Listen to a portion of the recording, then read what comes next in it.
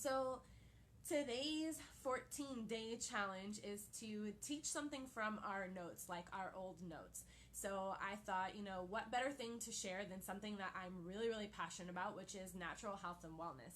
Hey Heidi, thanks for checking in. So I went back to my notes. What's really funny is that these are actually dated 11/20 of 2010. So these are old notes, but as soon as we got this challenge, I knew exactly I wanted to share this. I knew the notebook, I knew where it was, everything.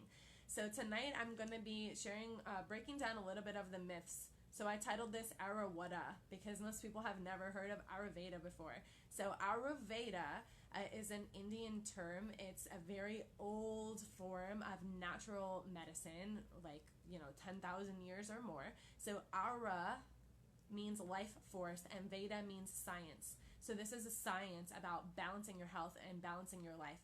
So Eastern medicine is totally different than Western medicine. The purpose is about prevention and keeping yourself healthy before you get out of balance. So homeostasis, balance, these are concepts we talk a lot about in Eastern healing traditions like Ayurveda, Chinese medicine, and even holistics here in the country as well.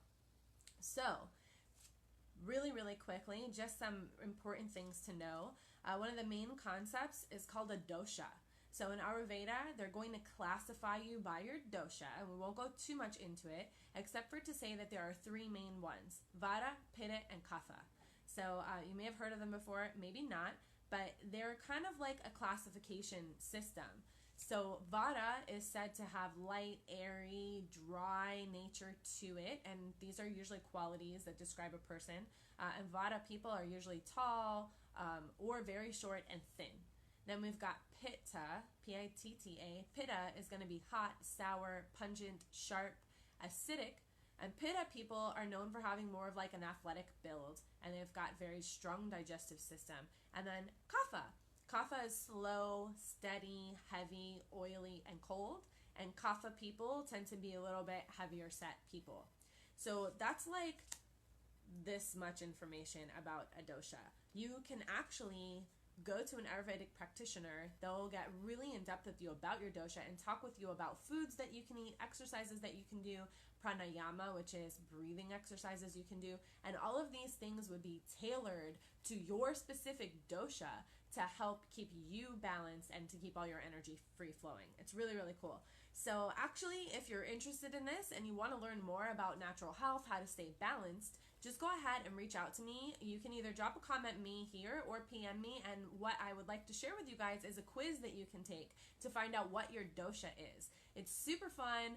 It will give you a little bit of insight on maybe some exercises and foods that you can eat to stay healthy and balanced. And then of course, if this is something that you want to go much deeper into, I can connect you with some of my friends here in Orlando that are Ayurvedic practitioners.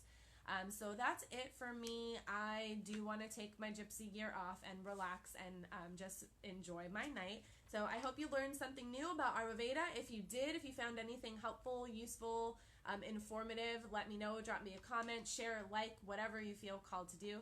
I appreciate you guys, as always, being live with me, and I hope you have a great night and hope to talk to some of you about your doshas and share that quiz. So take care, guys. Talk to you soon. Bye.